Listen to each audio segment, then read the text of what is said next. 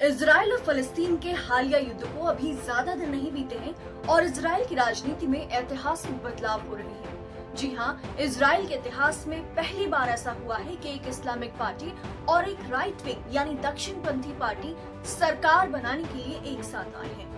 Donate card और voice of slum जुड़कर दिल्ली और नोएडा के स्लम्स में गरीबों को फ्री ऑक्सीजन सप्लाईज प्रोवाइड करने का प्रयास कर रहे हैं। डिस्क्रिप्शन में दिए हुए लिंक पर जाकर डोनेट कार्ड पे अभी डोनेट करें। इन गरीब परिवारों का सहारा बने। इजराइल के प्रधानमंत्री बेंजामिन नेतन्याहू को सत्ता से बेदखल करने के मकसद से बिल्कुल अलग विचारधाराओं वाली दो पार्टियों को साथ लाकर इस बदलाव ने खड़ा कर दिया है। इजराइल की अरब आबादी का प्रतिनिधित्व करने वाली पार्टी यूनाइटेड अरब लिस्ट यानी राम के नेता मंसूर अब्बास ने दक्षिणपंथी नफ्ताली बेनेट को अपना समर्थन देने का ऐलान किया। नेतन्याहू को संसद में बुधवार आधी रात तक बहुमत साबित करना था, लेकिन उससे पहले येश एटेड पार्टी के नेता याइर लैपिड ने राष्ट्रपति रुवेन रिवलिन को सूचित किया कि वो नई सरकार बनाने के लिए तैयार हैं। याइर लैपिड ने राष्ट्रपति से कहा कि इस सरकार में प्रधानमंत्री यामना पार्टी के नफ्ताली बेनेट होंगे। इस समझौते के अनुसार बेनेट सितंबर 2023 तक प्रधानमंत्री रहेंगे, जबकि लैपिड उसके बाद सितंबर 2023 से नवंबर 2025 तक इजराइल के प्रधानमंत्री रहेंगे। इस समझौते पर राम पार्टी के नेता मंसूर अब्बास ने भी हस्ताक्षर किए हैं। पहली बार कोई इस्लामिक पार्टी सत्ताधारी गठबंधन का हिस्सा बनने जा रही है। मंसूर अब्बास की राम पार्टी को इजराइल के चुनाव में केवल 4 सीटें मिली थीं और उनकी पार्टी सबसे आखिरी पायदान पर थी, लेकिन फिर भी उनकी पार्टी अब सरकार बनाने में महत्वपूर्ण भूमिका अदा कर रही है।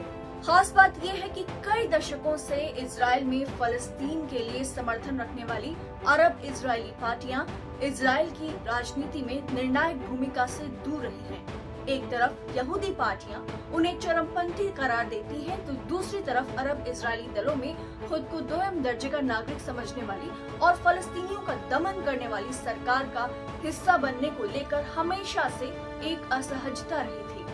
हालांकि अतीत के गिले शिकवे भुलाकर एक नई उम्मीद के साथ 47 साल के मंसूर अब्बास इजराइल के संभावित प्रधानमंत्री नफ्ताली बेनेट के साथ आ गए हैं। आइए अब जानते हैं कि राम पार्टी के अब्बास में और यामिना पार्टी के नफ्ताली बेनेट में कितने मतभेद हैं।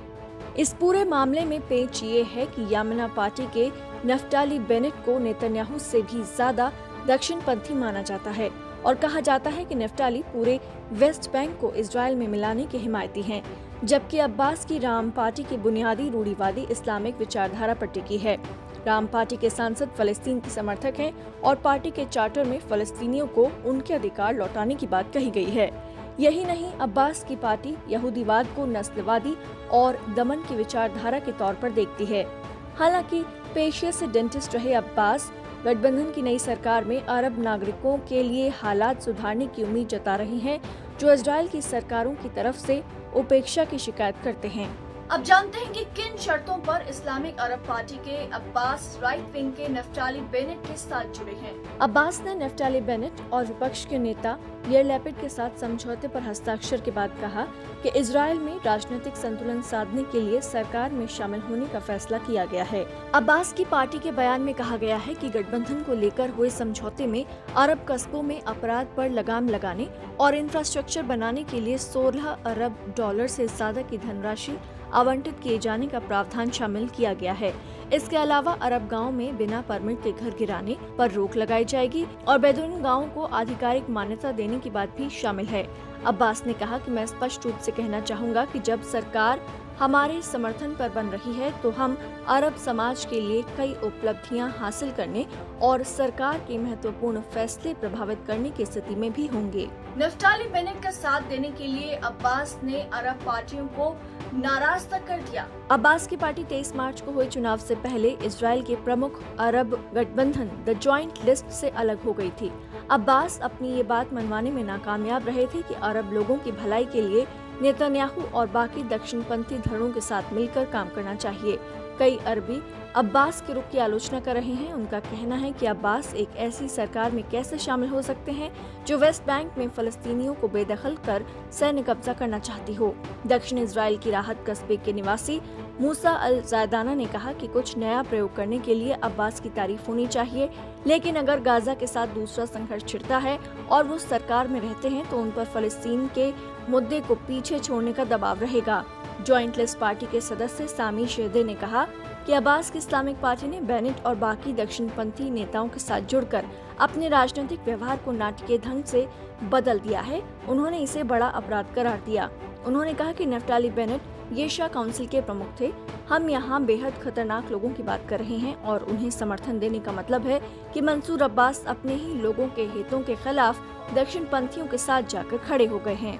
मई के महीने में इजरायली सुरक्षा बलों और फलस्तीनियों के बीच अल-अक्सा मस्जिद का संघर्ष छिड़ा तो अब्बास ने गठबंधन को लेकर बातचीत बीच में ही टाल दी थी। पुलिस ने अल-अक्सा मस्जिद में हुई हिंसा को लेकर कहा कि उसने दंगे रोकने के लिए कार्रवाई की, जबकि अरब इजरायलियों ने इसे मुस्लिमों पर हमले के तौर पर देखा। अब्बास की पार्टी में समर्थकों में इसको लेकर और भी ज्यादा नाराजगी बन गई थी, इसलिए गठबंधन को लेकर बातचीत कुछ दिन के लिए टाल दी गई थी। लेकिन अब देखना होगा कि फिलहाल जब अब्बास ने नफ्ताली बेनेट को अपना समर्थन दे दिया है तो ये दोनों पार्टियां कितने दिन तक साथ टिक पाती हैं और इस गठबंधन का आगे भविष्य क्या होता है।